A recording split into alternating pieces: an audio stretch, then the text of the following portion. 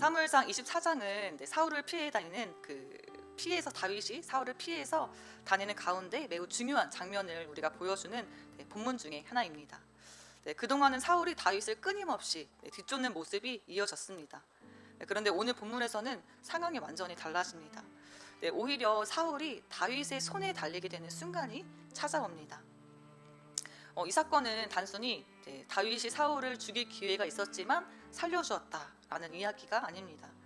이 장면을 통해서 하나님께서는 다윗이 어떤 마음을 가진 사람인지, 또 그리고 앞으로 어떤 왕이 될 사람인지를 정확히 보여주십니다. 그래서 사무엘상 24장은 크게 두 부분으로 나누어 볼 수 있는데요. 1절에서 7절은 다윗이 사울을 죽이지 않은 행동을 보여주고, 8절에서 22절은 다윗이 왜 그렇게 행동했는지를 설명하는 말과 그에 대한 사울의 반응을 담고 있습니다. 그래서 오늘 우리가 함께 살펴볼 본문은 바로 두 번째 부분으로 다윗이 자신의 행동을 설명하는 말씀입니다. 먼저 우리가 1절에서 7절을 보면 장소는 엔게디의 한 동굴입니다. 사울은 3,000명의 군사를 이끌고 다윗을 추격하다가 용변을 보기 위해서 홀로 동굴 안으로 들어왔습니다. 그런데 놀랍게도 그 동굴은 다윗과 그의 사람들이 숨어있던 바로 그 동굴이었습니다. 다윗의 부하들은 흥분하며 말합니다. 오늘이 바로 하나님께서 주신 기회입니다. 하나님께서 원수를 당신의 손에 넘겨주셨습니다. 사람의 눈으로 보면 충분히 그렇게 생각할 수 있습니다.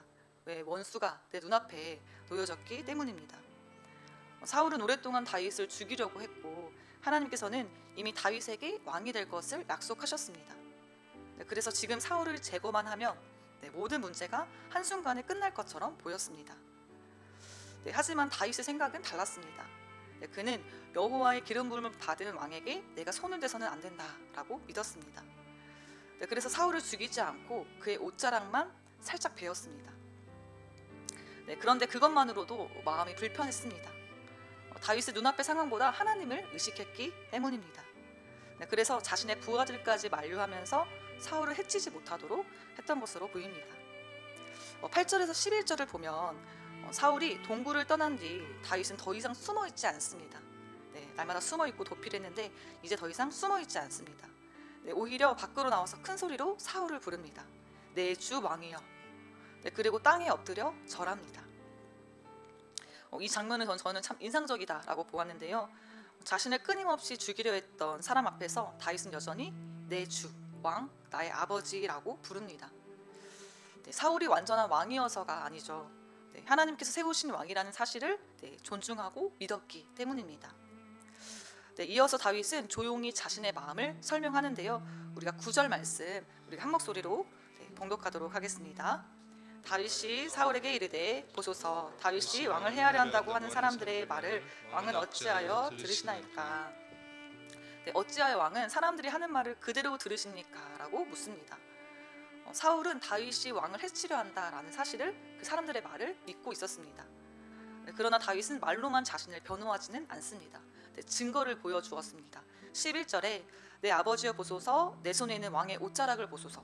내가 왕을 죽이지 아니하고 겉옷자락만 베었은즉 내 손에 악이나 죄가가 없는 줄을 오늘 아실지니이다. 왕은 내 생명을 찾아 해하려 하시나 나는 왕에게 범죄한 일이 없나이다. 사울의 옷자락을 내보이면서 말합니다. 제가 왕을 죽일 수 있는 기회가 충분히 있었습니다. 그러나 저는 그렇게 하지 않았습니다. 그리고 이렇게 말하죠. 보소서, 나의 손에 악이나 죄가가 없는 줄 아시나이다. 여기서 우리가 주목해야 할 것은 다윗은 자신의 결백을 분명하게 말하지만 자신을 의로운 사람으로는 내세우지 않습니다. 자신을 높이거나 사울을 깎아내리거나 하지는 않습니다. 그저 있는 그대로의 사실을 말하면서 자신의 진실을, 결백함을 하나님께 맡기는 다윗의 모습을 우리가 볼 수 있습니다. 이처럼 다윗은 내 결백함을 말할 때에도 겸손을 잃지 않았다라고 합니다. 이어서 12절 말씀인데요. 우리가 12절 말씀 함께 봉독하도록 하겠습니다. 여호와께서 나와 왕 사이를 판단하사 여호와께서 나를 위하여 왕에게 보복하시려니와 내 손으로 왕을 해하지 않겠나이다.